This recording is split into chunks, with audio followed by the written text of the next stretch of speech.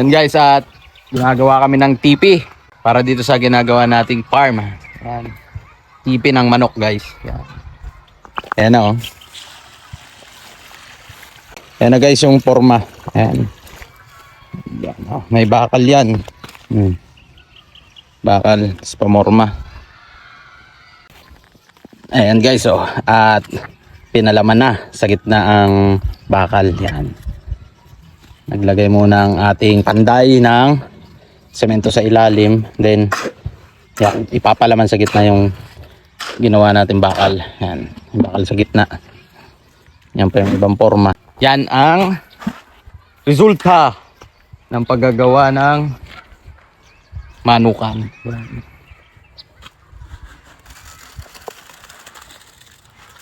Yan, buhos-buhos na. Sinisimulan na natin ang ating pangarap na manukan. Abangan nyo yan kung gaano karaming tipi ang ipagagawa natin. Abang.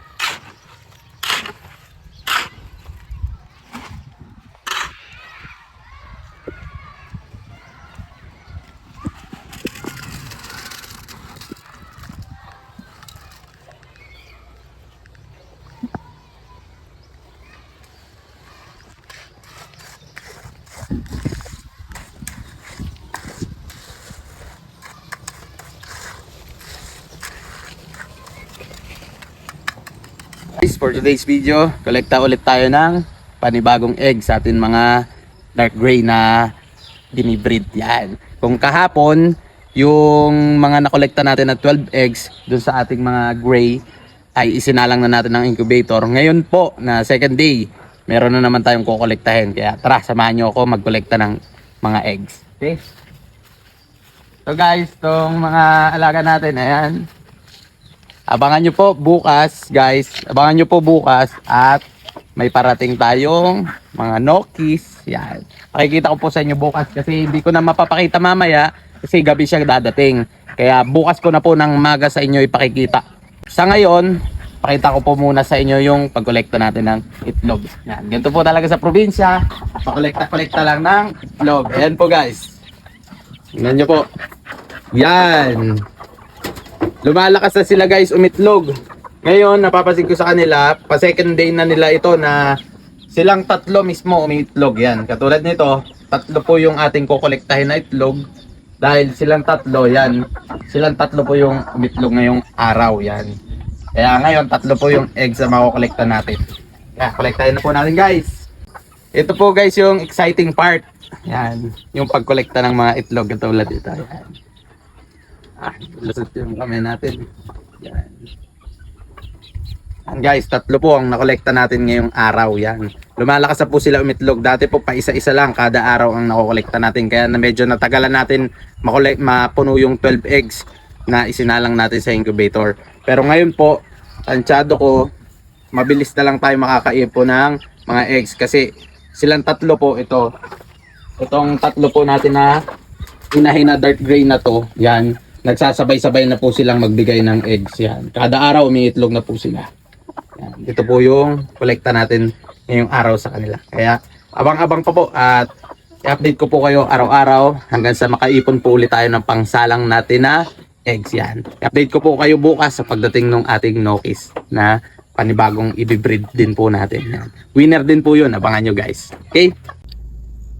Yan guys, at nasabi ko kanina na meron tayong parating na nokis.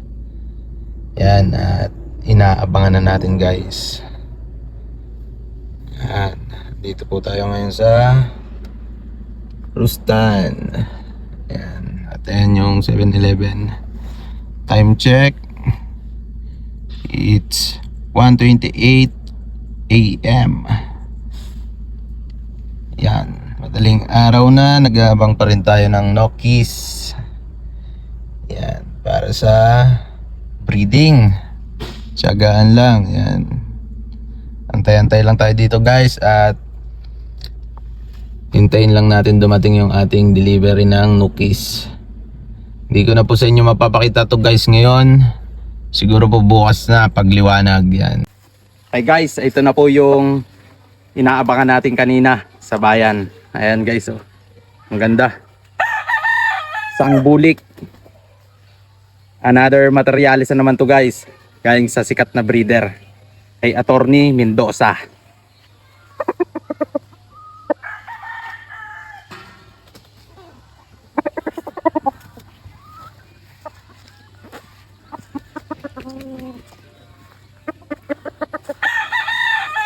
And guys, winner na po yan. Kaya yan ay broodcock na guys. Yan. Winner po yan guys. Makikita nyo sa kanyang mga daliri oh. Putol-putol na guys. At bultong-bulto ang katawan. Napakalaki po guys ang katawan oh. Halos walang pitso. Oh. Yan guys ang ating bulik na panibagong materyales. Ito naman po guys yung kasamang inahin. Napakaganda guys. Bultong-bulto rin po ang katawan. Kaya malapit na po siyang mangitlog. Bultong-bulto ang katawan. Ayan o. Ganda. Tatlo po to guys. Pakikita ko pa po sa inyo yung dalawa pa. Ganda. At ito pa guys yung isa. Ito katulad ito nung una kong hinawakan na inahin. Parang iisa lang sila guys. Parehas na parehas sila. Ayan o. Bultong-bulto rin ang katawan. Malapit na rin umitlog guys oh. Tsaka mapapansin nyo ang paa. Ang liliit ng paa guys oh. Yan. Oh, may markings din.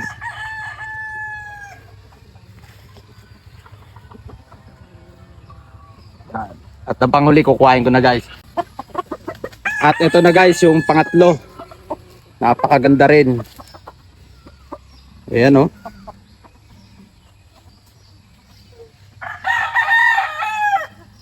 So guys, ang mga bago natin dating na materyales dito sa ating farm, ito yung mga pararamihin natin. Bale may dalawang bloodlines na po tayo dito, isang dark gray tsaka isang yan, bulik. Yan. Guys, abangan yung mga palahi nito at sana maparami natin. Galing po ito sa isang sikat na breeder kay Attorney Mendoza. Yan. Okay guys. At ito naman po yung ating gray. Ito po, may itlog na naman sila. Yan, nakakolekta na po ako ng 2 itlog kanina. Ito po yung pangatlo. Ngayong hapon lang initlog. Kolektahin na natin. Ayan na guys oh. Woo! Chiching, chiching! Ito na po ang itlog ng ating dark gray. Yan. Hey guys, hanggang dito na po ang ating video. Maraming salamat. Don't forget to like and subscribe. Peace!